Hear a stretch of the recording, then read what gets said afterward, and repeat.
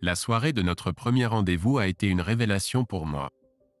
J'avais toujours pensé que Tracy était jolie, mais quand elle est sortie avec sa nouvelle robe légère et son maquillage, j'ai réalisé à quel point elle était vraiment belle. Bientôt, nous sommes devenus un couple et puis nous avons commencé à dormir ensemble. Ensuite, nous avons commencé à parler de nous marier. Amanda, qui était maintenant mariée à Chad, n'était finalement plus qu'un mauvais souvenir. Et puis un jour, Tracy et Kimberly ont disparu, et c'était de ma faute. Tout a commencé à cause d'un foutu service de vaisselle. Le service de vaisselle chinois de ma famille, pour être précis. La vaisselle m'avait été transmise par mes parents. Ma mère disait ne jamais l'avoir utilisée, mais moi, je l'aurais probablement fait. Bien sûr, je ne les ai jamais utilisés non plus. Ils étaient juste là, dans le garage de mon ancienne maison. Mais ensuite, Amanda a demandé si je n'allais pas les utiliser, est-ce qu'elle pouvait les avoir? J'ai accepté car les 3 boîtes de vaisselle étaient lourdes. Cependant, quand j'en ai parlé à Tracy, elle s'est fâchée et m'a accusé de faire tout ce qu'Amanda voulait. Cela m'a mis en colère, et la dispute a pris de l'ampleur. J'ai découvert que Tracy et Kimberly avaient fait leurs valises et étaient partis le lendemain matin. J'étais dévasté au plus haut point et j'ai essayé de l'appeler en vain. Je voulais pleurer en pensant à Tracy et Kimberly, mais sur le moment, je devais me ressaisir. Comme je l'ai dit, j'avais un plan que j'espérais voir changer la donne économique dans notre quartier. Si cela fonctionnait, la banque avait promis de refinancer le prêt foncier et de me donner un prêt à court terme jusqu'à l'été. Mais tout dépendait du résultat de ma présentation aujourd'hui. Ensuite, je retrouverais Tracy et essaierais de réparer les choses. Mon Dieu, j'espérais ne pas être trop tard. Nous cherchions de nouvelles entreprises à relocaliser à Milton ou dans les environs depuis près de 6 mois. J'en avais trouvé 6 qui avaient annoncé leur intention d'agrandir leur entreprise ou de se relocaliser. À peine avions-nous préparé des propositions pour elles que j'ai lu un article dans le Wall Street Journal sur Jeff Sterling et Sterling Pharmaceuticals. Monsieur Sterling venait d'annoncer qu'il déplaçait une partie importante de la production de la Chine vers les États-Unis. Ils avaient commencé leurs recherches avec 3 États, la Californie, l'Oregon et la Caroline du Nord. La Californie avait été rapidement écartée en raison des impôts très élevés et des réglementations gouvernementales folles. L'Oregon était éliminé après les émeutes de Portland. L'incapacité totale du gouvernement à protéger les entreprises n'était pas un endroit où Sterling voulait aller. Il ne restait plus que la Caroline du Nord. Après avoir examiné des dizaines de présentations initiales de tout l'État, les 3 derniers emplacements sont restés en lice. L'un d'eux était la région de Milton. Notre comité de 6 personnes a fait la majeure partie du travail pour préparer la présentation. Après avoir étudié les 2 autres emplacements, j'ai décidé que nous avions de bonnes chances. Nous disposions d'un parc industriel de 400 acres pratiquement vide pour accueillir une nouvelle usine de fabrication. Le site était proche d'une autoroute et une voie ferrée menait jusqu'à la limite du site. Cependant, tout reposait sur notre présentation à Asheville ce soir-là. Moi, en tant qu'animateur, j'ai été choisi pour faire la présentation. Toute notre présentation a été enregistrée sur 6 clés USB afin que chaque membre du comité puisse avoir sa propre copie. J'ai mémorisé tout ce qui devait être dit et n'avais besoin de la clé USB que pour les images et les graphiques que nous voulions montrer. Si nous parvenions à convaincre Sterling Pharmaceuticals de choisir notre emplacement, cela signifierait immédiatement des centaines d'emplois de construction. Lorsque l'usine sera opérationnelle, elle emploiera 250 employés à temps plein. De plus, la société Abbott Medical Supply a annoncé qu'elle transférait la production de fournitures médicales critiques de la Chine aux États-Unis. J'ai déjà parlé avec la personne chargée de trouver un endroit pour implanter la production aux États-Unis. Jusqu'à présent, ils ont été très favorables à notre région. De plus, ils ont dit que si Sterling nous choisissait, il y avait une forte probabilité qu'il fasse de même. Il y avait environ 90 minutes de route jusqu'à Asheville. Cependant, j'avais largement le temps car notre présentation n'était prévue qu'à 7 heures du soir et il n'était que 14h15. De plus, je voulais finir de remplir les formulaires trimestriels de retenue d'impôt sur le revenu. Soudain, Je me suis rendu compte qu'aucune musique ne sortait du haut-parleur de mon bureau. Le silence à la radio pendant quelques secondes est perturbant. Si le silence dure plus de 10 secondes, cela provoque la panique. Je me suis levé précipitamment de ma chaise et me suis dirigé vers le studio principal. Cependant, l'ordinateur et le système d'automatisation fonctionnaient toujours. La musique passait par l'émetteur. J'ai couru dans le couloir jusqu'à la salle de transmission, déverrouillé la porte et découvert que l'émetteur principal s'était arrêté. À ce moment-là, Jimmy est apparu à côté de moi. « Veux-tu que je passe à l'émetteur de secours ?» a-t-il demandé. « S'il te plaît. Je vais débrancher le principal et voir si je peux comprendre ce qui ne va pas. » Nous gardons les deux émetteurs allumés en permanence, mais un seul d'entre eux transmet notre signal à la tour. Jimmy a actionné l'interrupteur, et j'ai été soulagé lorsque j'ai entendu à nouveau la musique jouer dans les haut-parleurs. Cela voulait dire que nous étions de retour à l'antenne. Cependant, je n'étais pas entièrement à l'aise en utilisant l'unité de secours. C'était un vieux émetteur à tube Sparta, et récemment il avait commencé à montrer une tendance à surchauffer. « Veux-tu que j'essaie de contacter Scott ?» demanda Jimmy. « C'est une excellente idée, Jimmy. Pendant que tu t'en occupes, je vais continuer à examiner le principal. Peut-être que c'est quelque chose de simple. » Pendant que Jimmy courait pour appeler notre ingénieur, j'ai continué à tester les différents composants de notre émetteur principal. 10 minutes plus tard, Jimmy est revenu. Je n'ai pas réussi à joindre Scott au téléphone car il est parti pour un autre travail. J'ai parlé à sa femme et elle a dit qu'elle lui demanderait de nous rappeler. Cela ne m'a pas rendu heureux, mais je ne pouvais rien y faire, alors j'ai continué avec notre émetteur principal. Environ 15 minutes plus tard, Jimmy est entré dans l'émetteur avec un téléphone sans fil. C'est Scott. Scott a expliqué qu'il travaillait dans 3 villes et ne pouvait pas partir.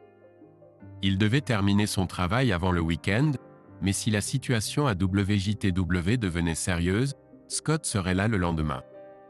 En attendant, il m'a conseillé d'ouvrir une fenêtre dans la salle de transmission. Cela réduira considérablement la température dans la pièce et empêchera l'émetteur Sparta de surchauffer.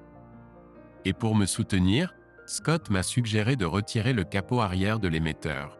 « Tom, une tempête de neige est sur le point de commencer, donc tu devras fermer la fenêtre, » a dit Scott.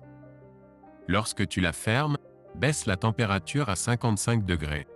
Ce sera inconfortable pour vous, mais cela permettra à la station de continuer à fonctionner.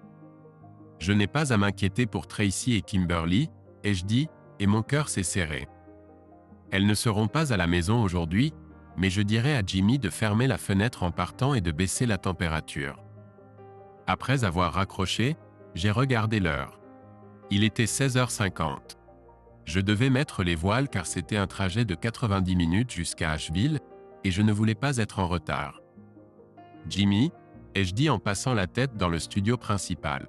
« Je m'en vais.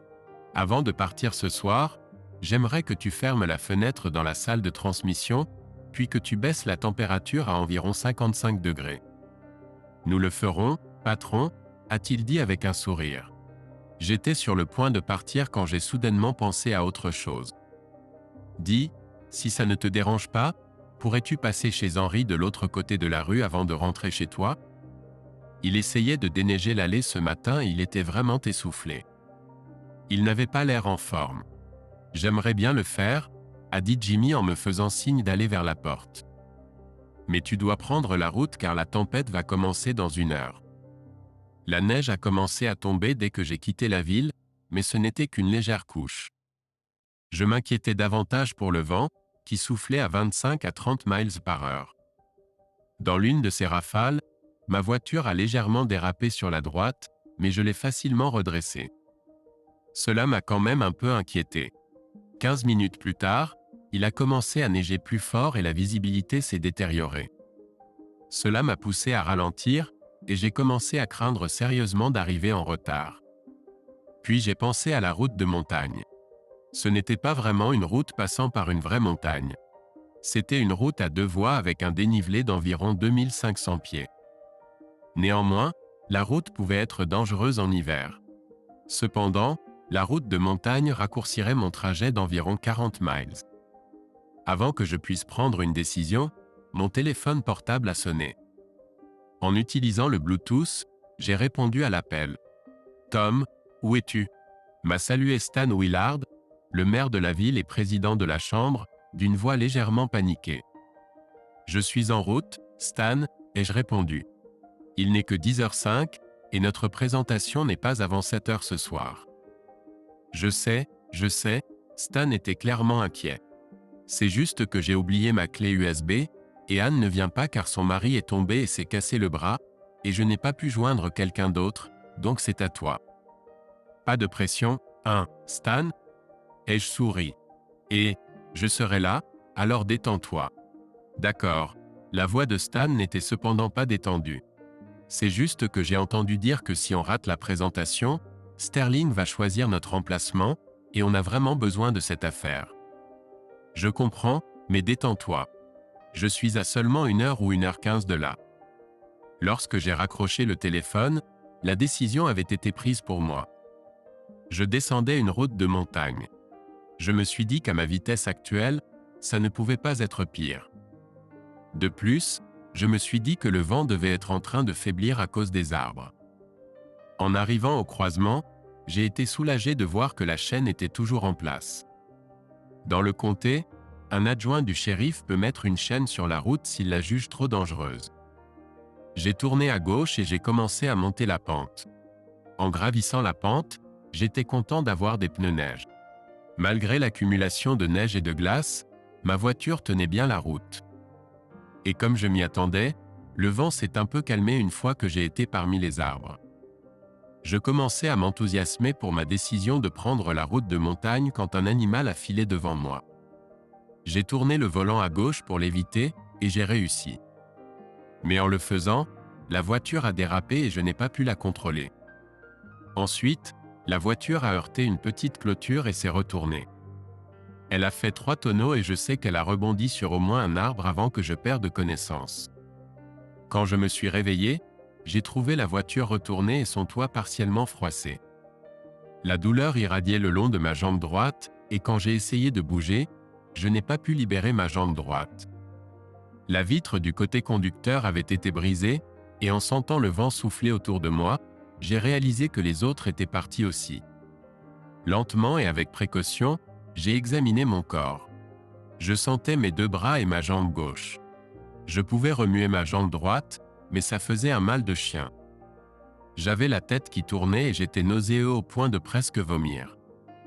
En fouillant dans ma poche, j'ai sorti mon téléphone portable. J'ai composé rapidement le 911 et je n'ai rien entendu. En regardant le téléphone, j'ai réalisé que je n'avais pas de réseau. J'ai alors remarqué que ma batterie était presque à plat. À cause de toutes mes préparations et des problèmes avec l'émetteur, j'avais oublié de recharger mon téléphone. Il était complètement inutile. Cela m'a frappé comme un coup de tonnerre. Il n'y avait aucun moyen que j'arrive à temps à la présentation. En pleurant, j'ai réalisé que j'avais perdu ma dernière chance de sauver ma station de radio. Puis la réalisation de ma véritable situation m'a frappé. Il était fort probable que je meure de froid, coincé dans ma voiture où personne ne penserait à me chercher. J'étais allongé dans ma voiture froissée, passant de la conscience à l'inconscience. Je ne savais pas combien de temps j'étais resté là car la batterie de mon téléphone était morte. Quand j'ai repris connaissance, mes pensées sont passées de la situation actuelle à la présentation que je devais faire, et maintenant cela n'allait pas se produire. J'étais envahi par l'ennui à l'idée de manquer toute chance de convaincre les personnes influentes de considérer notre emplacement. Pour moi, les conséquences étaient bien pires que simplement perdre l'opportunité d'attirer un nouvel employeur dans la région. Je voyais ma vie entière s'effondrer devant mes yeux. J'étais sur le point de tout perdre, et pire encore, je décevais toute la communauté. Je me suis évanoui à nouveau, et quand je me suis réveillé, la neige tombait à toute vitesse et le vent hurlait. J'avais tellement froid et ma poitrine me faisait mal. J'ai toussé et j'ai vu du sang sur la neige. Il ne fallait pas être un génie pour se rendre compte que j'étais dans un sale état, mais tout ce à quoi je pouvais penser, c'était au gâchis que j'avais fait de ma vie. Je me sentais tellement fatigué et vaincu. Je voulais abandonner, fermer les yeux et juste oublier la vie. Puis j'ai entendu quelque chose. J'ai appelé à l'aide, mais personne n'a répondu. J'ai appelé à nouveau, et c'est là que j'ai commencé à tousser. J'ai vu plus de sang sur la neige. Puis j'ai entendu quelqu'un descendre la pente. Quand j'ai levé les yeux, c'était Henri qui se dirigeait vers moi. « Tom, Dieu merci je t'ai trouvé », a dit Henri en se précipitant vers moi. « Que fais-tu ici ?» a été ma question. « Je te cherchais », a dit Henri en se baissant puis en s'asseyant. « Je pensais que tu serais assez fou pour prendre la route de montagne. »« As-tu appelé à l'aide ?» ai-je demandé en toussant à nouveau. Maintenant, je ressentais une douleur dans ma poitrine. Henri a secoué tristement la tête. « Je n'ai pas de réception téléphonique. J'ai essayé quand ma voiture s'est coincée dans la neige. J'ai marché le dernier demi-mile avant de trouver l'endroit où ta voiture a dérapé de la route. J'avais vraiment peur que tu sois mort. Je n'ai pas eu autant de chance, et je toussais à nouveau, et plus de sang est apparu dans la neige. Mais ce n'est pas grave. J'ai tout gâché. J'aurais dû rester sur la route principale. J'aurais été en retard, mais j'aurais quand même pu faire la présentation. Maintenant, Milton et tout le quartier vont souffrir à cause de mon erreur. Ne sois pas si dur envers toi-même, a dit Henri d'un ton sévère. Tu n'as rien gâché. En fait, sans toi, personne dans notre quartier n'aurait probablement jamais entendu parler de Sterling. Je suis tellement fatigué, Henri. Je suis fatigué d'être un tel perdant. Je suis fatigué dans mon corps et mon âme. Je veux juste fermer les yeux et me laisser aller. Arrête, Tom, a dit Henri d'un air presque en colère. Tu n'es pas un perdant. J'ai essayé de rire, mais tout ce que j'ai eu, c'est une toux rauque. J'ai regardé à côté, mais je ne pouvais pas dire si j'avais craché plus de sang car la faible lumière des appareils électroniques de la voiture commençait à faiblir. Je suis un tel perdant, Henri. Ma femme m'a quitté. Elle m'a pratiquement dit que j'étais inutile. Maintenant, je vais perdre la station de radio, et je devrais probablement déposer le bilan. Même Tracy a finalement réalisé à quel point j'étais un perdant et est partie. Ce serait tellement mieux si je n'étais jamais venu à Milton. Au moins, Amanda n'aurait pas croisé Chad et je serais peut-être encore marié. Venir à Milton a été une énorme erreur. Tu ne peux pas le croire, Tom, a dit Henri en secouant la tête. Si, je le crois, ai-je dit en toussant. Ma vie et celle des autres auraient été bien meilleures si je n'étais pas venu en ville. Mais cela ne semble pas important, car je ne pense pas que je vais m'en sortir vivant d'ici. J'ai tellement froid et je souffre tellement. Eh bien, je n'accepte pas tout ça, Tom, dit Henri d'une voix ferme, une larme coulant sur sa joue. Si tu n'étais pas venu à Milton, je ne t'aurais jamais rencontré, et je pense que tu es l'une des meilleures choses qui soient arrivées à notre ville. J'ai été totalement surpris par cette déclaration émotionnelle de la part de Henri. Je le considérais comme un très bon ami et j'étais inquiet pour lui à cause de sa santé, mais je ne savais pas que ses sentiments étaient si profonds. Néanmoins, cela n'a pas changé mon avis. Tu as toujours été très gentil avec moi, Henri, mais même mon propre père ne pense pas très bien de moi. Il a abandonné ma mère quand j'avais 8 ans. Mis à part le fait que je suis un échec et que je suis trop fatigué pour m'en soucier. Tu as tort, Tom, dit Henri avec fermeté, et je vais te convaincre de cela avant la fin de cette nuit. Mais pour l'instant, nous devons te garder en vie. Ne t'en fais pas, je ne vaux tout simplement pas la peine. Des bêtises. En balayant la neige autour de la fenêtre où je suis coincé, Henri a dégagé une zone de 2 ou 3 pieds de diamètre, exposant le sol. Là, il a trouvé des feuilles brunes, des brindilles et des bâtonnets. En raison du froid, aucun de ces éléments n'était mouillé. Henri a tendu la main dans la voiture et a ramassé quelques morceaux de papier lâche, probablement de vieux reçus d'essence. En froissant les feuilles et le papier, il les a posés sur le sol fraîchement dégagé. Les morceaux ont ensuite été placés dessus, et des petits et grands bâtonnets ont été disposés par-dessus. Henri a tout recouvert de son corps et a sorti un briquet de sa poche, allumant les feuilles et le papier. Henri a posé le briquet à côté de moi et a commencé à jeter d'autres petits bâtonnets dans les flammes. J'ai souri en regardant son briquet. Sa femme le lui avait offert lorsqu'il avait été libéré des marines. Il avait l'emblème du corps sur le devant et ses années de service gravées en dessous. Henri chérissait ce briquet et le portait partout où il allait. Une fois que les branches ont commencé à s'enflammer, Henri a déplacé des bâtonnets plus petits vers le feu. Henri a balayé plus de neige et a ramassé plus de bâtonnets, qu'il a empilés à côté du feu. Le feu n'était pas très grand, mais il dégageait une chaleur que je sentais envelopper mon visage. Peu à peu, le froid pénétrant s'est atténué. Mais juste au moment où je commençais à me réchauffer, mon corps a commencé à pulser de douleur. Ni Henri ni moi n'avons rien dit au début alors que je regardais les flammes dansantes et réfléchissais à la façon dont ma vie s'effondrait. Je ne sais pas si je me suis endormi ou si j'ai perdu connaissance, mais je me souviens d'un rêve, ou plutôt d'un cauchemar que j'ai fait. Ça a commencé avec moi debout devant la maison qu'Amanda et moi louions à Greenville, et un jeune homme que je ne connaissais pas était à côté de moi. « Sabbath, c'est ici que j'habitais », dis-je au jeune homme. « Oui, je sais », répondit-il en me regardant.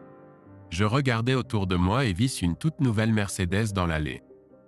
Je ne reconnaissais pas le numéro de plaque d'immatriculation, mais la date d'expiration indiquait l'année en cours. La porte d'entrée s'ouvrit et je vis un homme inconnu en sortir. Amanda apparut alors et fit un pas vers la sortie, regardant rapidement autour d'elle. Elle portait une nuisette transparente qui ne cachait rien. Amanda embrassa l'homme sur les lèvres. « Es-tu sûr que je ne peux pas rester ?» demanda l'homme. « Non, Tom rentrera dans 1 heure et je dois me préparer, » rigola Amanda. Je suppose que je n'ai pas besoin de me préparer car il est assez naïf, mais je ne veux pas prendre le risque qu'il nous surprenne. Il est en lice pour une grosse promotion et quand il l'aura, je lui demanderai le divorce. J'étais choqué et me mis à crier sur ma femme, « Espèce de garce, sors ta putain de ma maison. » Cependant, aucun des deux ne tourna même le regard dans ma direction. Évidemment, ils ne pouvaient pas m'entendre. « Ils peuvent t'entendre », confirma le jeune homme. « Te souviens-tu quand tu as dit que si tu n'étais jamais venu à Milton, au moins tu serais toujours marié à Amanda ? Eh bien, tu avais raison. Tu es toujours marié à elle. Est-ce le mariage heureux auquel tu pensais ? Je commençais à monter l'allée pour voir si je pouvais faire du mal à cet enfoiré qui divertissait ma femme. Je n'ai jamais frappé une femme de ma vie, mais j'ai sérieusement envisagé de faire une exception pour Amanda. Mais à peine avais-je pris le 3e pas que la scène changea.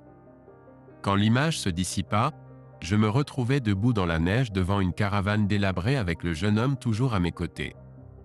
Une voiture de police et une ambulance avec les gyrophares allumés étaient garées à l'entrée. Je regardais autour de moi et reconnus le parc de caravanes, mais la dernière fois que j'étais passé devant, il ne semblait pas aussi désolé qu'aujourd'hui. Une autre voiture de police arriva et un agent en descendit. « Qu'est-ce que tu as ici, Fred ?» demanda le nouvel arrivant à son camarade. « Une overdose. C'est ce type, Sanders. Les secouristes pensent qu'il a pris une dose mortelle de cette nouvelle merde d'héroïne qui circule dans les rues récemment. » Pas grand-chose. Le gars était un vrai loser de toute façon. Ouais, il était chiant. Le gars n'a jamais terminé l'école et n'a jamais eu un emploi stable. Il se faisait constamment arrêter pour telle ou telle raison. Il venait de sortir de prison pour avoir tenté de voler un magasin à la rue 303. Quel salaud complet il était. Qui utilise une arme lors d'un vol? Et l'abruti n'a même pas pensé à la vider. Quand le commis a vu l'arme qui fuyait, il a brandi une batte de baseball sur Jimmy. Non, j'ai crié. Ça ne peut pas être Jimmy. Il a obtenu son diplôme d'études secondaires. Jimmy ne voulait pas aller à la cérémonie de remise des diplômes parce qu'il ne voulait pas que quelqu'un voie sa mère alcoolique. Mais je l'ai convaincu d'y aller, et j'ai arrangé avec Tracy pour que sa mère soit sobre et bien habillée. Ensuite, j'ai convaincu une 12aine de personnes de venir à la cérémonie avec moi. Lorsque le nom de Jimmy a été annoncé, nous nous sommes tous levés en agitant des pancartes « Bravo, Jimmy !» et en soufflant dans nos cornes de fête. Cela a provoqué un tonnerre d'applaudissements de la part de tous les présents, et j'ai vu des larmes dans les yeux de Jimmy. « Cela ne s'est pas produit car tu n'es pas venu à Milton », dit le jeune homme tristement. « C'est une soirée pour les perdants », ai-je entendu dire le 2e agent. Je viens d'entendre à la radio que Lou Talbot a été retrouvé mort dans une ruelle de la 3e rue. Il tenait une bouteille de scotch à moitié pleine dans ses mains. La façon dont il buvait n'était qu'une question de temps, a déclaré Fred en secouant la tête. Un type sympa, mais un vrai buveur. Non, c'est faux aussi, sanglotai-je. Lou a arrêté de boire. Non, il n'a pas arrêté, a dit le jeune homme. Il n'avait aucune raison d'arrêter de boire. Des larmes ont coulé sur mes joues en pensant à Lou, et j'ai regardé le corps amaigri de Jimmy alors qu'il commençait à fermer le sac. Je suis tombé à genoux, j'ai fermé les yeux et j'ai commencé à pleurer. Mais ensuite, la scène a changé à nouveau, et quand j'ai ouvert les yeux, je me suis retrouvé à genoux sur la rue principale de la ville en plein jour. Il semblait y avoir étonnamment peu de gens en ville. Soudain, j'ai remarqué que plus de la moitié des magasins étaient vides. Milton n'était pas une ville fantôme, mais elle en était loin. J'ai lutté pour me relever. Que s'est-il passé? D'accord, l'économie était mauvaise, mais pas à ce point. Ne comprends-tu pas? A demandé le jeune homme. Tu n'as jamais déménagé ici. Personne n'a jamais rien su sur les laboratoires Sterling. Ils ont installé leur usine dans une autre partie de la Caroline du Nord. Sterling n'était pas la seule entreprise sur laquelle tu avais des vues. Tu as rassemblé des informations sur d'autres. Mais comme tu n'étais pas impliqué dans la recherche, rien ne s'est passé. La ville a touché le fond, et il va falloir beaucoup de temps avant que les choses s'améliorent, si elles s'améliorent un jour. Je fixais le jeune homme, choqué. Puis la scène a changé à nouveau. Quand mes yeux se sont focalisés, je me tenais sur le parking d'un magasin Walmart abandonné.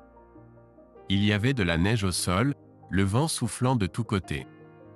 Puis j'ai vu une voiture garée dans l'ombre du bâtiment abandonné. J'ai trouvé étrange qu'il y ait une voiture garée derrière le bâtiment. Je me demandais si quelqu'un l'avait abandonnée. Alors je me suis dirigé vers elle pour vérifier.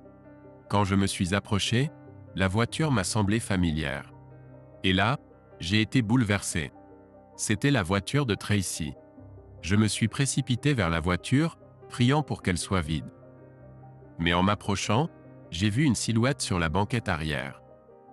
Non, non, non, non, non, j'ai crié. Quand je suis arrivé à la voiture, j'ai regardé par la fenêtre et j'ai vu Tracy et Kimberly, blotties l'une contre l'autre et enveloppées dans une mince couverture. Réveille-toi, Tracy. Tracy, ma chérie. Allez. Réveille-toi, ma chérie. S'il te plaît, réveille-toi. S'il te plaît, réveille-toi. S'il te plaît, réveille-toi, et je criais à travers la fenêtre. Mais même en regardant à travers le verre, j'ai pu voir qu'elles étaient mortes. Ce n'est pas possible, sanglotai-je. Tracy a une clé de la station. Elle n'aurait pas laissé Kimberly dehors par ce froid. Tracy l'aurait emmenée là-bas, peu importe à quel point elle était en colère contre moi. Il n'y a pas de station car tu n'es jamais venu à Milton, dit doucement le jeune homme, les larmes aux yeux en regardant la mère et la fille. J'ai été submergé par une douleur qui m'a fait m'effondrer. J'ai pleuré pitoyablement en me couchant sur le parking enneigé. Quand j'ai ouvert les yeux, j'ai vu un petit feu et Henri qui me regardait. « Comment te sens-tu » demanda-t-il avec une profonde inquiétude. « Pas très bien » répondis-je faiblement. « Je vais voir si je peux trouver de l'aide » dit-il en se levant. « Tu dois rester éveillé. Si tu t'endors, tu ne te réveilleras plus. » J'ai regardé Henri monter le talus jusqu'à ce qu'il disparaisse de mon champ de vision. Mais mes pensées se bousculaient. Le rêve était si réel que des larmes avaient coulé sur mes joues et étaient maintenant gelées. Je ne sais pas combien de temps je suis resté ainsi, mais j'avais très mal et il était difficile de respirer. Mais le pire était que j'étais si fatigué. Je voulais juste fermer les yeux quelques minutes. Mais Henri m'avait dit de rester éveillé et j'ai fait de mon mieux pour le faire. Mais je perdais la bataille et je sentais mes paupières commencer à se fermer. J'ai juste eu le temps de fermer les yeux avant d'entendre des voix m'appeler. J'ai essayé de répondre, mais je n'avais plus la force. Néanmoins, les voix devenaient de plus en plus fortes, et puis il y avait un ambulancier à genoux devant moi. « Monsieur Ambrose, m'entendez-vous » me cria-t-il. J'ai fait un signe de tête. « D'accord, j'ai besoin que vous restiez avec moi » dit-il en tâtonnant pour trouver mon pouls.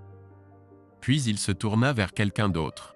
« Dites-leur de se dépêcher. » Il est dans un sale état et nous devons l'emmener d'ici tout de suite. » L'ambulancier me frotta le visage et les bras pendant que les autres rassemblaient du bois pour un petit feu qui brûlait à peine.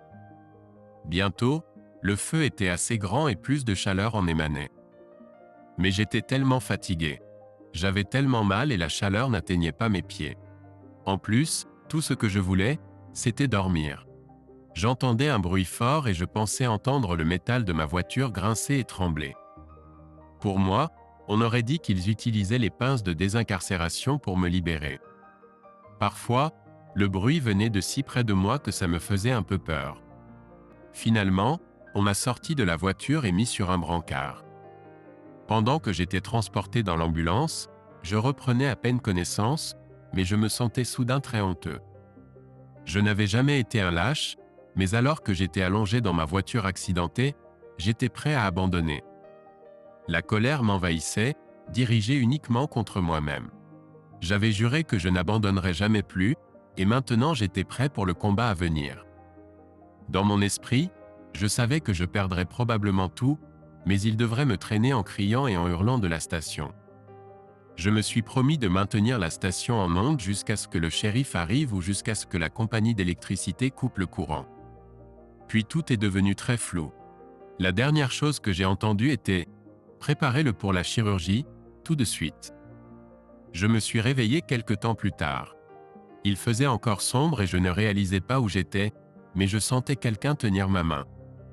J'ai essayé de voir qui c'était, mais tout a disparu. Quand je me suis réveillé à nouveau, le soleil brillait, mais il n'y avait personne autour. Je ne sais pas combien de temps j'ai dérivé entre la conscience et l'inconscience, mais une fois réveillé, le docteur Anderson se tenait à côté de mon lit, étudiant mon dossier. C'était mon médecin traitant. « Bienvenue de retour, Tom », dit le docteur Anderson avec un sourire. « Les choses se sont bien passées pour vous pendant un moment. Vous avez 4 côtes cassées et l'une d'elles a perforé un poumon. Vous avez 3 os cassés dans votre jambe droite. Mais ce qui les inquiétait le plus, c'était l'hypothermie. Si on ne vous avait pas trouvé à temps, vous seriez mort de froid. Il a été très sage de votre part de faire un feu. Cela a peut-être été ce qui a sauvé votre vie. Je n'ai pas fait le feu, ai-je corrigé le médecin. C'est Henry qui l'a fait. Henry Wilson ? Le docteur Anderson me regarda étrangement. Oui, il m'a trouvé en premier et a mis le feu. Ça ne peut pas être vrai, dit le médecin, semblant un peu mal à l'aise. Je suis désolé de devoir vous dire ça, mais Henry est décédé d'une crise cardiaque massive tôt hier matin. Je crois qu'un de vos employés, Jimmy Sanders, l'a trouvé par terre dans sa cuisine. Il a appelé le 911, mais quand il a été emmené aux urgences, Henry était déjà mort. Ça ne peut pas être, docteur, insistai-je, certain que le docteur Anderson se trompait. Henry m'a trouvé dans la voiture et a mis le feu. Je l'ai vu et lui ai parlé. Je suis sûr que ce que vous avez vu était une hallucination, dit le médecin calmement. Rappelez-vous, vous veniez de survivre à un terrible accident de voiture, vous pensiez être gravement blessé et vous étiez en train de geler lentement. Votre esprit s'est tourné vers quelqu'un en qui vous aviez confiance, quelqu'un que vous pensiez pouvoir vous sauver. C'est une réaction naturelle à la situation dans laquelle vous vous trouviez. J'ai réfléchi à cela et j'ai dû admettre que l'explication du médecin avait beaucoup plus de sens que celle de l'homme mort mettant le feu pour moi. Quelques heures après m'être réveillé en soins intensifs, j'ai été transféré dans une chambre normale. Mon esprit a commencé à s'éclaircir et la dépression m'a envahi. Mais à ma grande surprise, je ne me sentais pas déprimé à propos de la station. Bien sûr, j'étais inquiet à ce sujet, mais chaque fois que je pensais à Henry, des larmes me montaient aux yeux. Et mon cœur se serrait à l'idée de perdre Tracy et Kimberly. Henry était la première personne que j'ai vraiment appris à connaître dans notre rue. Et au fil des ans, même s'il avait plus de 30 ans de plus que moi, nous sommes devenus de proches amis. Henry est né à Milton, et la seule fois où il a vécu ailleurs était lorsqu'il s'est engagé dans les marines. Il a passé 3 ans dans le service, dont 2 à combattre au Vietnam. Il m'a raconté quelques histoires sur le combat, et elles m'ont profondément touché. Pourtant, il est sorti de cet enfer aussi bon et attentionné qu'il l'était. Henry affirmait que l'amour d'Ellie le maintenait en vie et le rendait heureux. Henry a épousé sa femme Ellie peu de temps avant de commencer sa deuxième mission au Vietnam. Ils étaient mariés depuis 46 ans lorsqu'Ellie a eu une crise cardiaque et est décédée. Avec elle partie, le monde d'Henry s'est effondré. Mais grâce à un large cercle d'amis, Henry a pu reconstruire une sorte de nouvelle vie. Et j'ai toujours eu le sentiment d'être privilégié de faire partie de cette nouvelle vie. Finalement, j'ai dû mettre de côté mes pensées à propos de Henry et me forcer à réfléchir à la lutte presque impossible pour sauver la station. Quand j'ai finalement appelé, j'ai été soulagé que Jimmy réponde. Au moins quelqu'un était là pour moi. Il m'a assuré que tout était pris en charge. Scott a même réparé le transmetteur principal et pense savoir pourquoi le Sparta surchauffe. Il a déjà commandé les pièces pour ce transmetteur. Je voulais parler à Jimmy plus en détail, mais j'ai dû écourter la conversation car Stan venait d'entrer dans ma chambre. Dieu merci, nous t'avons retrouvé, Tom, a dit Stan d'une voix tremblante. Plus de la moitié de la ville te cherchait. Tu nous as tous fait une de ces peurs. Stan, je suis vraiment désolé pour ça. Et je suis encore plus désolé d'avoir manqué mon rendez-vous avec Sterling, et je présentais mes excuses.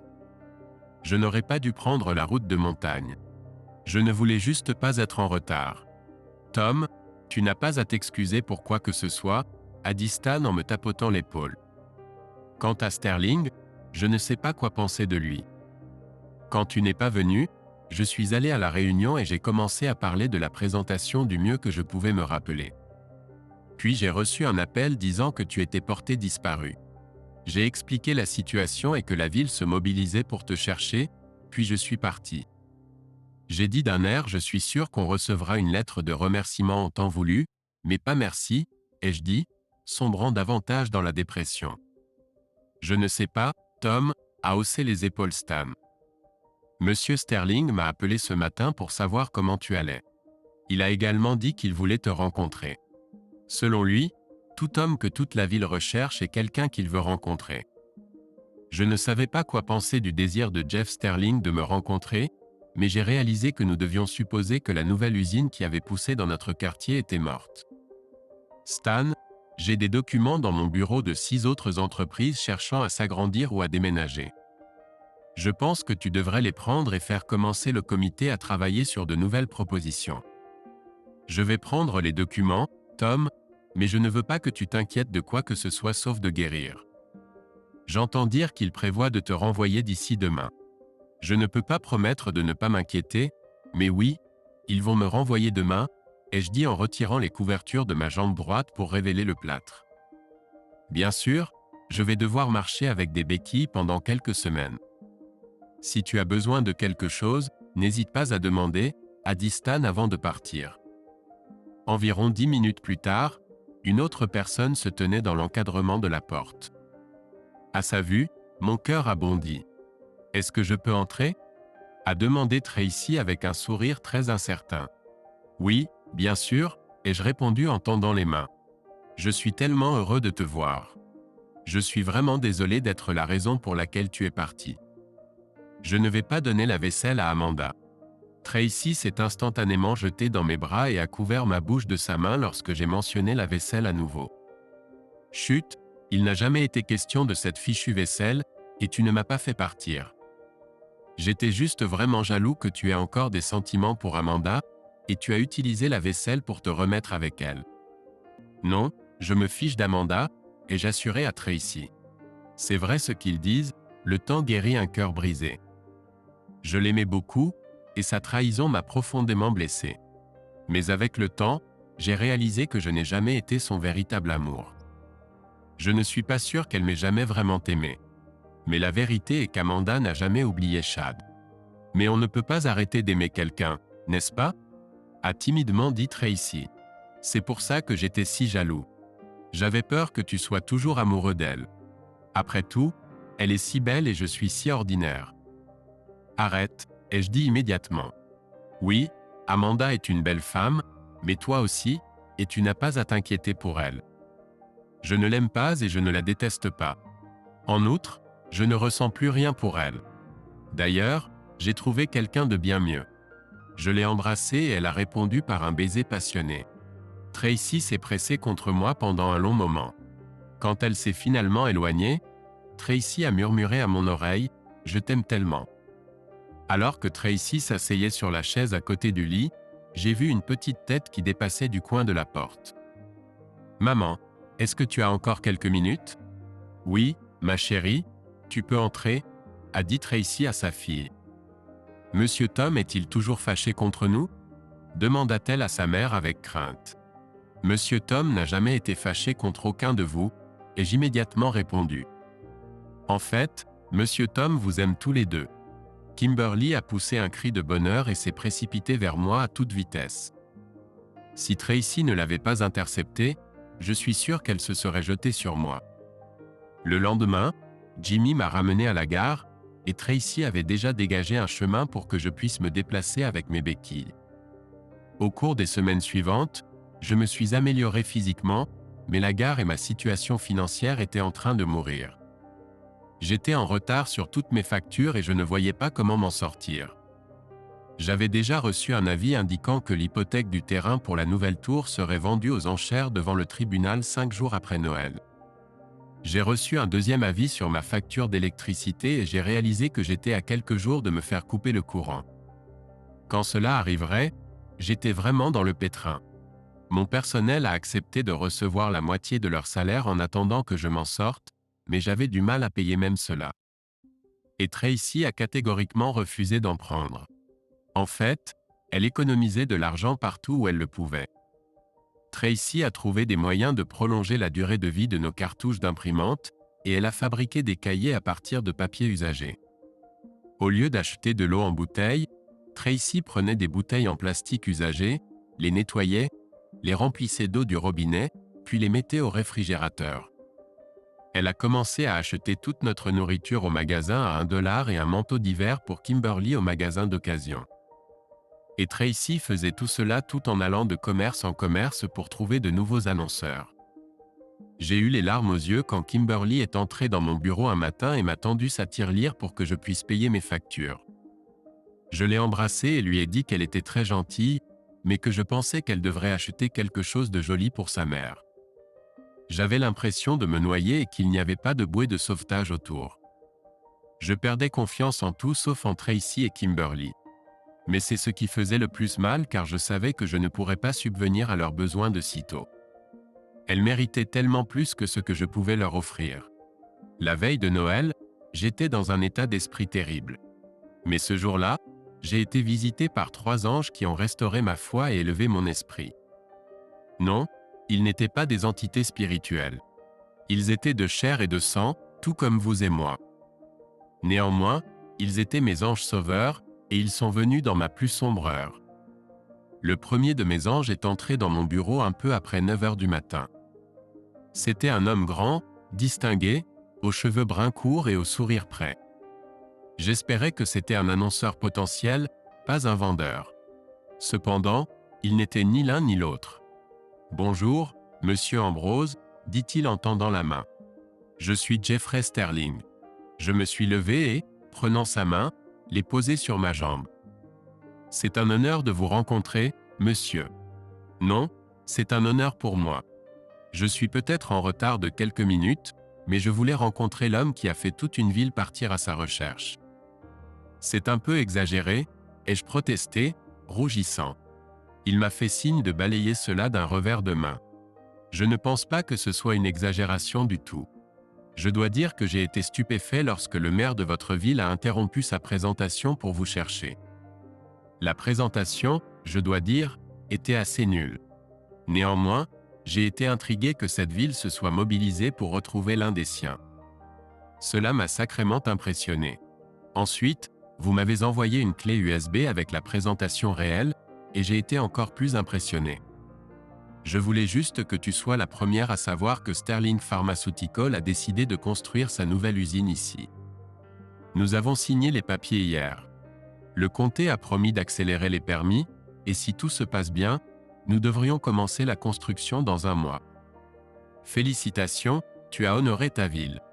Monsieur Sterling, au nom de tous mes voisins, merci, ai-je réussi à balbutier, puis une autre pensée m'a frappé. Est-ce vraiment officiel ? Est-ce que je peux l'annoncer à la radio? Oui, Jeff, c'est officiel, et tu peux le crier sur tous les toits. Tous les documents sont signés, scellés et livrés. Tout est réglé maintenant. J'ai autorisé les plans à être dessinés, et les arpenteurs seront là d'ici la semaine prochaine. Maintenant, je dois y aller, mais ce fut un honneur de te rencontrer, et j'ai hâte de travailler avec toi dans les années à venir. Sur ces mots, Jeff s'est retourné et s'est éloigné. Je suis allé dans la salle de production et j'ai préparé une annonce sur la nouvelle. Je l'ai ensuite intégrée dans la rotation des publicités qui devaient être diffusées toutes les heures pour le reste de la journée. Mon téléphone a commencé à sonner quelques minutes après la diffusion de l'annonce. J'ai passé les 2 heures suivantes à parler, principalement aux membres du comité, les assurant que la nouvelle était vraie. C'était en effet une excellente nouvelle pour notre quartier, mais je sentais qu'elle était arrivée trop tard pour moi. La banque ne pouvait pas approuver le prêt pour la station avant janvier au plus tôt. À ce moment-là, j'allais être au bord de la ruine. Un peu après 11 heures, mon deuxième ange est apparu en la personne de John Zornbeck, un avocat local que je connaissais car nous étions tous les deux membres du même Rotary Club. J'ai essayé plusieurs fois de le convaincre de faire de la publicité sur la station, mais il a juste ri et a dit qu'il avait assez à faire. Je pensais peut-être qu'avec la crise économique, John avait changé d'avis. Mais ce n'était pas le but de sa visite. « Tom, savais-tu que je suis l'avocat de Henry Wilson » a-t-il demandé. « Non » ai-je secoué la tête. Henry et moi parlions rarement d'argent. Il m'a dit qu'il vivait avec sa pension de marine, la sécurité sociale et quelques investissements. Nous savions tous les deux que nous devions surveiller nos sous. Je suis l'avocat de Henry depuis 20 ans, a expliqué John. Maintenant qu'Henry est décédé, je suis le fiduciaire de sa succession. Des années avant la mort de la femme d'Henry, ils ont mis en place un trust. Mais tu as raison, il n'avait pas grand-chose. Il vivait principalement de sa pension du corps des marines et de la sécurité sociale. Il avait aussi environ 45 000 $ d'investissement et il possédait la maison en toute propriété. À ce moment-là, mon téléphone a sonné à nouveau et en m'excusant, j'ai décroché.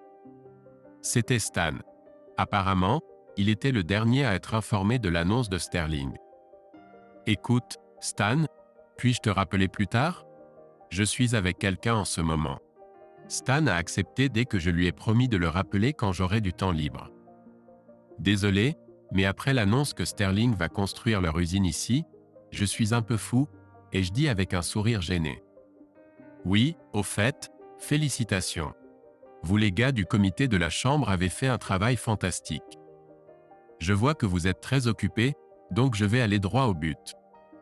Henry t'a tout laissé. J'ai liquidé ses investissements hier. Et voici un chèque de banque de 45 973 $ et 53 cents. La maison et tout ce qu'il y a dedans t'appartiennent. Tu peux y vivre ou la vendre. Fais ce que tu veux, voici les clés. Si tu veux la vendre, je m'occuperai de la vente. C'est l'une des plus belles maisons du quartier, donc je pense qu'elle se vendra entre 225 000 et 250 000 $. J'ai immédiatement dit à John de mettre la maison sur le marché. Après le départ de John, j'ai rappelé Stan et je lui ai dit ce que Jeff Sterling m'avait dit. Il était tellement agité qu'il pouvait à peine parler. Je lui ai finalement dit que j'avais des courses à faire et que nous parlerions plus tard. Assis en regardant le chèque de banque, j'ai pensé à quel point Henry avait été généreux et aimant envers moi. Ce cadeau signifiait beaucoup pour moi, et puis je me suis souvenu du rêve que j'avais eu alors que j'étais coincé dans la voiture. J'étais sûr que c'était l'influence d'Henry au fil des années d'amitié qui m'avait ramené du bord du rejet. Raccrochant le téléphone, j'ai crié à Tracy. Elle est arrivée en courant, pensant que j'avais un problème de santé. Kimberly l'a suivi avec un air de préoccupation sur le visage. « Regarde ça », ai-je dit en tendant le reçu de la caisse. « D'où vient cela ? John Zornbeck est l'avocat de Henry, et il vient de me dire qu'Henry m'avait tout laissé. John a encaissé tous les investissements de Henry et a fait couper ce chèque par la banque pour moi. Nous devons aller à la banque pour le déposer. Mais avant cela, préparons les chèques pour les factures les plus importantes à payer. Pendant que nous sommes à la banque, je veux établir les documents pour une ligne de crédit à court terme. Faire des courses ce jour-là s'est avéré être l'un de mes jours les plus agréables depuis longtemps. Avec l'aide de Tracy, nous avons déterminé quelles factures devaient être payées. Les factures d'électricité et de gaz étaient les premières sur la liste, suivies de la paye. Cela a pris environ 4 500 $. Ensuite, avec l'aide de Sly Albert à la banque, nous avons calculé combien il faudrait pour rembourser le reste de la dette foncière. Je me suis retrouvé avec un peu moins de 1 400 $. Bien sûr, cette somme n'incluait pas la ligne de crédit de 25 000 $ que j'avais demandée.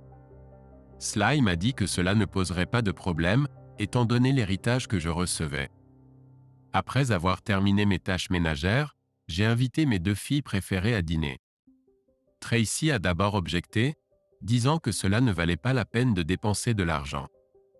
Mais j'ai remporté l'argument en soulignant que nous avions déjà payé nos factures les plus pressantes, remboursé le terrain, obtenu un prêt à court terme et pouvions compter sur environ 200 000 $ lorsque nous vendrions la maison de Henry. Donc, la moindre des choses était d'emmener mes 2 filles préférées dîner. Et Kimberly a poussé un cri de joie quand je lui ai dit que nous allions à IHOP. C'était son restaurant préféré et j'adorais manger des œufs brouillés et du bacon pour le déjeuner ou le dîner. De retour du déjeuner, Tracy et moi avons décidé d'aller voir la maison de Henry. J'y étais allé de nombreuses fois, mais je n'avais jamais regardé dans les placards, le classeur ou le sous-sol. La maison avait à peu près tout ce à quoi on pouvait s'attendre d'un célibataire. Ses vêtements étaient propres mais froissés. Il y avait des provisions dans le réfrigérateur, mais surtout des dîners surgelés. Un placard était rempli de décorations de Noël.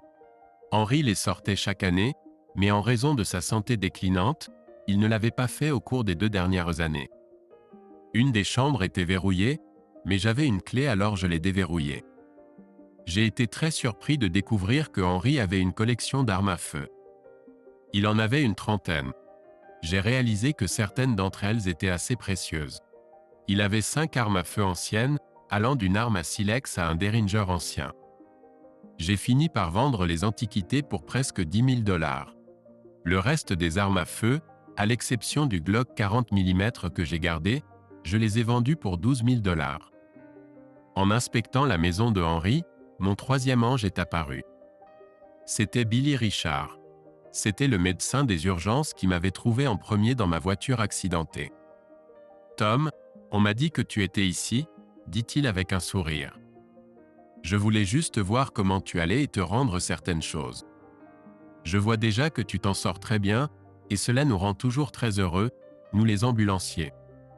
Nous avons trouvé ces choses dans ta voiture et je voulais te les rendre. » Billy m'a tendu mon Glock 9 mm, que je gardais verrouillé dans la boîte à gants. Je l'ai pris avec un sourire gêné. Puis il m'a tendu un briquet avec un emblème du corps des marines. « Ce n'est pas le mien », je l'ai informé. « Vraiment ?» dit Billy avec un air de confusion sur le visage. « Je l'ai trouvé dans ta voiture juste à côté de la fenêtre du côté conducteur. »« C'est impossible », ai-je dit immédiatement. C'était le briquet de Henry et il n'est jamais monté dans cette voiture. Je peux imaginer comment son briquet a pu se retrouver là-dedans. « Sam, je ne sais pas quoi te dire Tom », Billy a dit en haussant les épaules. « Mais j'ai trouvé ce briquet dans ta voiture accidentée. J'ai examiné le briquet et j'ai vu l'inscription de ses années de service sous l'emblème du corps des marines. C'était définitivement le briquet de Henry. Mais je n'allais pas discuter avec Billy, alors j'ai juste accepté. » Avant de quitter la maison, Tracy a attrapé les albums photos de Henry. Nous avons décidé de les regarder ce soir en regardant la télé. J'ai découvert que Tracy n'avait jamais vu le film « La vie est belle » avec James Stewart et Donna Reed. J'ai vérifié le programme TV et j'ai découvert qu'il serait diffusé à 18 h ce soir-là. Après avoir mis le dîner sur des plateaux, j'ai allumé le feu dans la cheminée avec le briquet de Henry et nous avons commencé à regarder le film. Je dois avouer que c'est l'un de mes films de Noël préférés de tous les temps. Mais ce n'est que vers 20 minutes dans le film que j'ai réalisé qu'il y avait d'énormes similitudes entre le film et ce que je vivais. La grande différence était que je n'avais pas un véritable ange pour m'aider. Mon expérience n'était qu'un cauchemar qui m'a secoué et m'a rappelé mes vraies valeurs. Quand le film s'est terminé, Kimberly dormait profondément. Je l'ai prise dans mes bras et l'ai mise dans son lit. Je me demandais en riant si des visions de sucreries dansaient dans sa tête. Puis je suis remonté dans le lit avec Tracy, qui feuilletait les albums photos de Henry. « Regarde cette photo, Tom », dit Tracy en l'attendant. C'est une photo d'un jeune Henry avec sa femme Ellie. Elle était si belle. J'ai regardé la photo et mon cœur battait la chamade. J'ai pris le briquet de Henry de la table de nuit et j'ai regardé à nouveau la photo. Le jeune Henry sur la photo était le même homme qui avait été avec moi dans le rêve. À ce moment-là, j'ai réalisé que j'avais eu tort. Il y avait bel et bien un véritable ange veillant sur moi cette nuit-là. C'était Henry. Noël cette année-là était vraiment spécial. Non seulement je l'ai passé avec 2 personnes que j'aimais vraiment, mais mes problèmes financiers grâce à la générosité de Henry étaient grandement réduits. Je luttais encore car l'économie n'avait pas encore récupéré. Cependant, l'atmosphère dans la ville avait radicalement changé. Il y avait maintenant de l'optimisme et de la foi en l'avenir. 6 mois après ce Noël, Tracy et moi nous sommes mariés, et 7 mois après, Henry Ambrose est né. Mais notre vie n'était pas que des arcs-en-ciel et des licornes. Quand le bébé Henry est né, ses poumons n'étaient pas complètement développés. Les médecins nous ont assuré qu'il finirait par surmonter le problème. Mais pendant 2 ans et demi, le petit Henry a eu du mal à tenir debout. Il se fatiguait facilement et s'étouffait lorsqu'il jouait avec Kimberly ou d'autres enfants. À ce moment-là, la Covid-19 faisait des ravages dans le pays, et Tracy et moi avions peur pour notre fils. Puis, ce que nous redoutions le plus est arrivé. Henry a contracté le virus de la Covid. Tout a commencé par une légère toux et ensuite une fièvre légère. Le 3e jour, nous avons dû l'emmener d'urgence à l'hôpital. À ce moment-là, les médecins savaient que les respirateurs étaient peu utiles. Heureusement, le médecin qui traitait Henry a fait ses propres recherches. Après plusieurs jours de traitement conventionnel, Henry allant de mal en pis, nos médecins ont commencé à utiliser des médicaments non politiquement corrects. Mais l'état de Henry continuait de se détériorer et on nous a dit de nous préparer au pire. Seul l'un de nous pouvait être près de Henry à la fois. Alors Tracy et moi nous sommes relayés à son chevet. Aussi dévasté que j'étais, je savais que Tracy était à bout. Mais plus que tout, je m'inquiétais pour Kimberly. Quand Henry est né, elle est devenue comme une 2e maman pour lui. Elle le nourrissait, jouait avec lui et changeait ses couches, même si elles n'étaient pas sales. Pendant que Tracy et moi passions du temps à l'hôpital, Kimberly restait le plus souvent dans sa chambre et pleurait. De nombreuses fois, quand je venais la voir, elle était assise par terre serrant l'ours en peluche de Henry dans ses mains, les larmes coulant sur son visage. Le matin du 8e jour, je me suis réveillé dans la chambre de Henry et le soleil commençait tout juste à briller.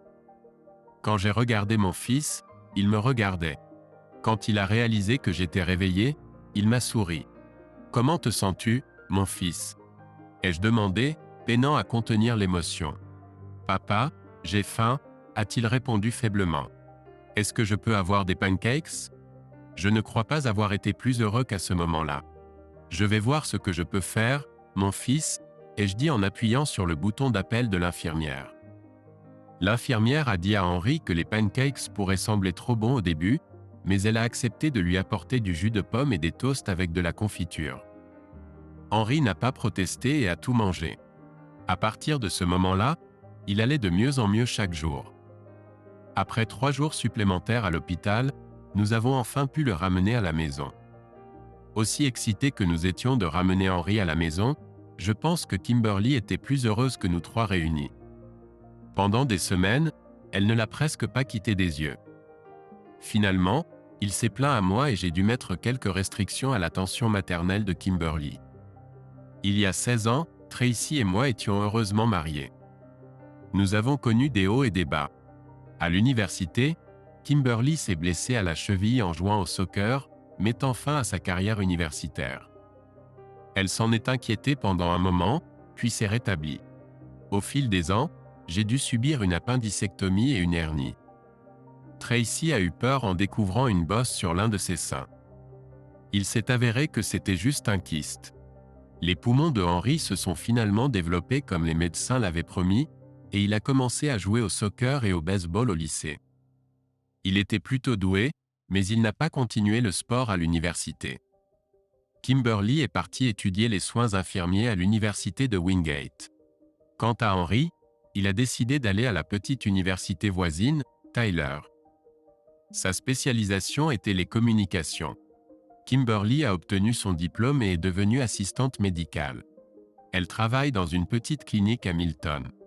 Henry, quant à lui, a décidé de me suivre dans le monde de la radio. Il aime autant la radio que moi et a étudié le métier de fond en comble. De plus, il était un bon vendeur. Tracy et moi souhaitions avoir un autre enfant, mais cela s'est avéré impossible car Tracy a dû subir une hystérectomie en raison de problèmes de santé féminins. Lorsque la question des enfants a été close, Tracy et moi avons consacré nos énergies et notre amour à nos 2 enfants, et bien sûr, à notre entreprise de radio. Oui, Tracy travaillait toujours à la station de radio. Quant à Amanda et Chad, ils se sont mariés, et je dois admettre que les voir se promener en ville main dans la main et enlacés était difficile au début. Mais leur union a pris fin après 5 ans lorsque Chad a été rappelé au siège principal car il avait échoué dans l'expansion de l'entreprise dans le sud. Amanda a refusé de déménager à Philadelphie, et après un divorce amer, ils ont pris des chemins différents. Des rumeurs disaient qu'ils se trompaient l'un l'autre, voire les deux. J'aurais misé sur les deux, mais je n'ai jamais découvert la vérité. Le drôle, c'est que je vois régulièrement Amanda maintenant. Après son divorce avec Chad, Amanda est revenue habiter dans la maison en face du champ et a continué à gérer son entreprise. Un jour, on a frappé à la porte de mon bureau et j'ai été surpris de voir Amanda debout là. Elle était divorcée depuis environ 3 mois à ce moment-là, et je ne savais pas ce qu'elle voulait. « Puis-je vous déranger une minute, Tom ?» a demandé Amanda. Elle avait toujours à peu près le même aspect, mais je n'étais pas particulièrement heureux de la voir. J'espérais qu'elle n'était pas venue pour chercher querelle. Bien sûr, ai-je répondu en lui indiquant l'une des chaises devant mon bureau. Que puis-je faire pour vous? J'aimerais recommencer à faire de la publicité pour mon entreprise à la radio, et ne me dites pas que vous n'avez pas d'emplacement disponible. Je vous écoute, et je sais que vous pouvez me caser. Je sais aussi que Maggie ne fait plus de publicité pour la décoration intérieure. J'ai ri. D'accord. Amanda, combien veux-tu dépenser? Avec l'aspect financier réglé, j'ai emmené Amanda au studio de production pour enregistrer les spots publicitaires. Elle voulait bien sûr enregistrer ses propres publicités, ce qui était logique. Après avoir terminé le travail, je me sentais mal à l'aise assis là avec mon ex-femme. Finalement, elle a rompu le silence en soupirant. Je sais que c'est très tard et que cela ne signifie probablement rien pour toi, mais je suis vraiment désolé pour ce que je t'ai fait. Je n'ai pas d'excuses, sauf que Chad m'a vraiment influencé. Je suis resté stupéfait un moment, mais j'ai finalement souri et acquiescé. Non, cela signifie beaucoup. Merci. Tu sais, a continué Amanda, plus j'étais avec Chad, plus je réalisais que j'avais commis une énorme erreur. J'ai compris que tout ce que tu disais à son sujet était vrai. Mais à ce moment-là, j'avais déjà brûlé tous les ponts qui auraient pu me ramener vers toi. Mais si nous pouvions être comme des amis distants, cela me rendrait très heureuse. J'ai accepté et Amanda reste l'une de nos annonceuses à ce jour. Nous ne socialisons que lors d'événements mondains. Et curieusement, Tracy et Amanda s'entendent mieux que Amanda et moi. Et comme Amanda est annonceuse à la station, je la rencontre chaque fois qu'elle veut changer d'air. Son entreprise prospère, mais sa vie personnelle ne va pas très bien. Elle a été fiancée 2 fois, mais à chaque fois la relation a échoué et je n'ai aucune idée pourquoi, ni ne m'y intéresse. J'ai vendu la maison de Henry et j'ai gagné environ 211 000 $. J'ai dépensé la majeure partie de cet argent pour ériger une nouvelle tour sur 10 acres de terrain. Après l'achèvement de la tour à Milton, j'ai construit un nouveau bâtiment pour la station. Malheureusement, il n'a pas de logement. J'ai également construit un petit studio sur le site de la nouvelle tour. Tout a été conçu pour que nous puissions diffuser de n'importe où. Il y a une ligne Internet entre les anciens studios et le nouveau site de transmission. Une fois que nous avons commencé à diffuser depuis la nouvelle tour, les choses ont décollé. Lou travaille toujours à la station et il n'a pas bu une goutte depuis des années. Il a même une petite amie stable. Je ne sais pas s'ils se marieront un jour, mais ils semblent très heureux ensemble. Jimmy a décroché un emploi dans une grande station à Charlotte et anime une émission en journée. J'ai regardé les classements Arbitron et Jimmy est deuxième dans sa tranche horaire. Aussi, Jimmy est fiancé à une fille de Milton. Il prévoit de se marier en août. Tracy et moi avons déjà fait savoir que nous serons certainement présents. Jimmy venait à Milton de temps en temps lorsqu'il était en vacances. Parfois, il traînait avec Lou ou notre nouveau DJ Todd Richard. Mais maintenant qu'il est engagé avec la station, il ne peut plus le faire. Pourtant, Jimmy se glisse à l'antenne de temps en temps, change de nom et prend une fausse voix. Tout le monde à Milton sait que c'est lui. Vous vous demandez probablement ce qu'est devenu Chad. Comme je l'ai dit, il a toujours été un arrogant et un méchant, mais il n'était pas aussi intelligent qu'il le pensait. Après que Amanda et moi nous sommes mariés, il nous surveillait vraiment tous les deux. Ses parents voulaient à l'origine qu'il s'installe à Charlotte, mais il les a convaincus que Greenville serait mieux. Mais apparemment, tout cela faisait partie de son plan pour se venger de moi. Il est vraiment malade. Il était tellement occupé à courir après Amanda qu'il ne faisait pas attention à ses affaires. Et quand j'ai commencé à prendre certains de ses annonceurs, cela l'a tellement mis en colère qu'il a commis une terrible erreur. Il a convaincu sa famille d'acheter une station FM à Greenville. Il a payé 650 000 $ pour cela, ce qui, je crois, était environ 200 000 $ de plus que sa valeur. Inutile de dire qu'il n'a pas pu la rendre rentable car il ne savait pas ce qu'il faisait. Et lorsque les parents de Chad ont réalisé cela, ils ont décidé de subir une perte et de vendre la station. Cependant, au moment où ils ont mis la station en vente, elle était dans une situation financière désastreuse. J'ai décidé de l'acheter et ai négocié un prix de 395 000 $. Cependant, la raison principale de l'achat était que j'ai appris que je pouvais déplacer l'antenne FM vers un nouvel emplacement pour la diffusion en AM et augmenter la puissance. Jusqu'à ce que nous le fassions, la station FM sera gérée par Henry, et il a déjà réussi à l'équilibrer. Au moins la moitié des journaux que Chad avait organisés ont fermé car ils ne faisaient pas de profit. Celui de Milton, cependant, est toujours en activité, mais il n'est plus détenu par Tristar. 2 frères l'ont acheté, et la première chose qu'ils ont faite a été de me rencontrer. Nous avons convenu d'offrir un package publicitaire combinant le journal et la station de radio. Ils semblent bien se débrouiller, et ils viennent d'acheter un autre journal dans une ville voisine. Nous ferons le même accord pour celui-là. J'ai entendu des rumeurs selon lesquelles Chad aurait été exilé dans un journal du Maine, mais je ne sais pas et je m'en fiche si c'est vrai. Ce que je sais avec certitude, cependant, c'est que Chad ne dirigera pas Tristar. Son père a récemment annoncé sa retraite, et le frère de Chad, Michael, prendra sa place. C'est à nouveau le temps de Noël, et les enfants sont à la maison après l'école. Et oui, j'ai construit une cheminée dans la nouvelle maison, et nous continuons à regarder. C'est une vie merveilleuse chaque réveillon de Noël devant le feu, que j'allume avec le vieux briquet de Henry. Je remercie Dieu d'avoir permis à Henry de veiller sur ma famille et moi. Mais avant de terminer cet article, je veux partager une dernière histoire avec vous. Peu de temps après que mon fils Henry se soit réveillé de sa maladie de la Covid, il m'a parlé d'un rêve qu'il avait fait. Mon fils m'a dit qu'il avait rêvé qu'il marchait sur une route en direction d'une lumière brillante, mais qu'il avait été arrêté par un soldat. Le soldat lui a dit qu'il allait dans la mauvaise direction, et prenant mon fils par la main, l'a conduit de l'autre côté de la route. C'est à ce moment-là qu'il s'est réveillé. « Papa, mon fils m'a dit avec un air perplexe, le soldat a dit qu'il nous reverrait tous un jour. » Je n'ai raconté cette histoire que quelques fois, et bien sûr personne ne la croit sauf ma famille. Peu m'importe s'il y croit ou non. Depuis mon accident, je crois qu'Henry était mon ange gardien, et je remercie Dieu d'avoir eu l'honneur d'être son ami. Joyeux Noël, et comme l'a dit Tiny Tim, que Dieu nous bénisse tous. Fin. Si vous n'avez pas regardé la première partie de cette vidéo, le lien se trouve dans la description. Merci de l'avoir regardé. J'espère que vous l'avez apprécié, alors abonnez-vous à ma chaîne et regardez la prochaine vidéo.